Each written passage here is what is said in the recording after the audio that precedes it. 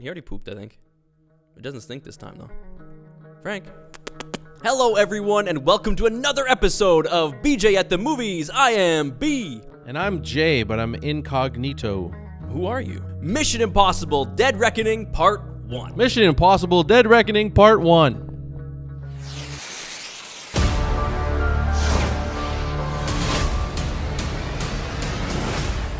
The summer blockbuster is back. I definitely want to say I recommend seeing this movie, and I recommend seeing this movie in the theaters. It's a summer blockbuster, and it deserves it. So if you're looking for something to do, looking for something to see, this is the one.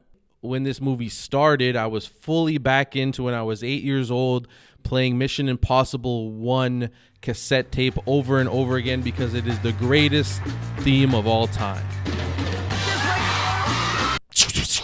Or whatever. How do you do that sound? Just like that. At the start? You hear that and you're just like fully in. Generally, it's like what's going to probably happen in real life at some point where the AI becomes somewhat sentient, was it?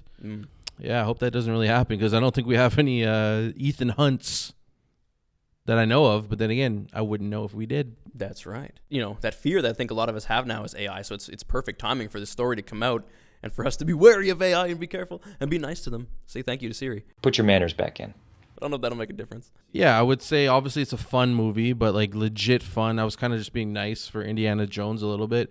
Indiana Jones was kind of like one of those baby park roller coasters, which like maybe there's one decent drop and you're like, eh.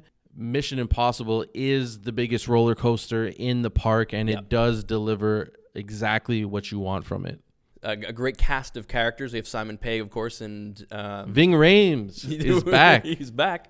I wouldn't say you have to see the last one to see this one. No, it's because we didn't. If you can, definitely see it, but I don't think it's necessary. You can just go see this movie. Yeah, there's obviously characters in the new one that were in the last two.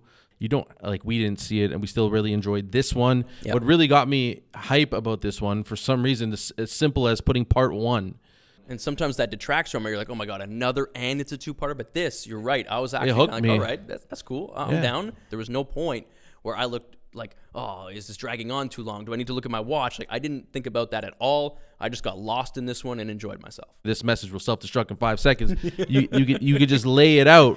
This is the problem. This is who the problem is being controlled by. This is what you have to do. It's impossible. It was a really good balance of long action scene that can transition to another action scene, and then a moment to debrief and explain what happened and what we do next. And the action sequences in this are long, so you are just like lost in it, and you don't want it to end, even though it's long. And the incorporated comedy, I didn't mind it. Obviously, there's sometimes it was a little cheesy, but it was still kind of charming. There's more laughing in this than the recent comedy we saw. No hard feelings. No hard feelings. No laughing. No hard feelings. There's more laughing in this. It was just a great experience. Is this the best action movie you've seen in a while, would you say? 100%. I know there's a couple of moments where you're like, okay, you have to suspend your disbelief, but I'm like, if I don't have to suspend my disbelief once in a Mission Impossible movie, it's not a good Mission Impossible movie. And that's why it wasn't really a problem. It's just something that you definitely have to do. It's not like a movie that's supposed to be based fully in reality, ultra realistic. No, it's Mission Impossible, right? Like, let's see some crazy shit. Well, I mean, yeah, when you judge this movie, you don't judge it. Is it like this beautiful cinematic masterpiece? If you want that genre, it's the best. Yeah. Tom Cruise. He's on fire, baby. All right, so this is the point in the review where we might have some spoilers. So if you don't like spoilers, like and subscribe, and then we'll see you later. The train scene at the end where the train is cascading down into that crater, and they're basically jumping cars up into safety and staying alive, and then something comes flying down, you got to dodge it, then you got to jump to the next one, and there's no music, there's no like hype up stuff. It's just the sounds of things flying through, dealing with gas leakage and fire and hot grease flying in the air all over the floor. So it's very tense. The chaos is the only noise. There's no like orchestral music or anything. I even like held onto the chair a little bit, and I was like, it's a white knuckler. What does that mean? White knuckles, when you're gripping. Because you're squeezing so hard, there's no more blood in your knuckles? Yeah. Like I thought it was when you jack off too much. Oh, that's hairy knuckles. So yeah, that was, the ending was fantastic. I mean, the car chase scene. Come on. Like, it was multiple car chases, switching cars, and it just continues for another long time. And the rumbling that was going on, the car crashes, the moments between Tom and her, like, trying to connect there, there was a lot going on. I like how they present a scenario, like an action scene or chase or whatever, and they introduce elements.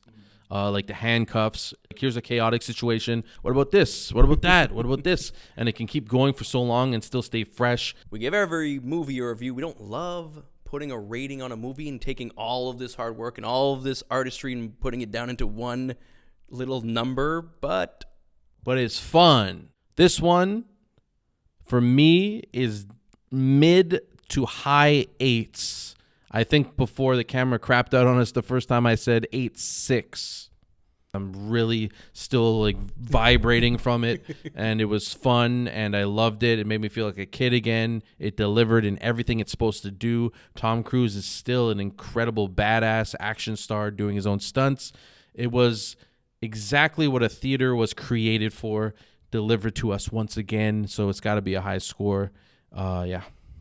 And so I was thinking of giving this movie in the high 7s, low 8s. And again, I mean, it's because there's a few things, like, from a filmmaking perspective, right? Like, the storytelling in terms of, like, in-depth story rather than just plot and action is the only reason why. But the big thing about this movie that makes it so high in spite of everything would be it's just so fun. It's just a great, great, great action movie. This movie's too good to be in the 7s. I know you really want the 8s. You definitely want the 8s. Either way, you have to see this movie in the theaters. Go there, buy a ticket, watch the movie, get some popcorn, and enjoy it. That was Mission Impossible Dead Reckoning Part 1, a movie that teaches us this message will self-destruct in 5 seconds.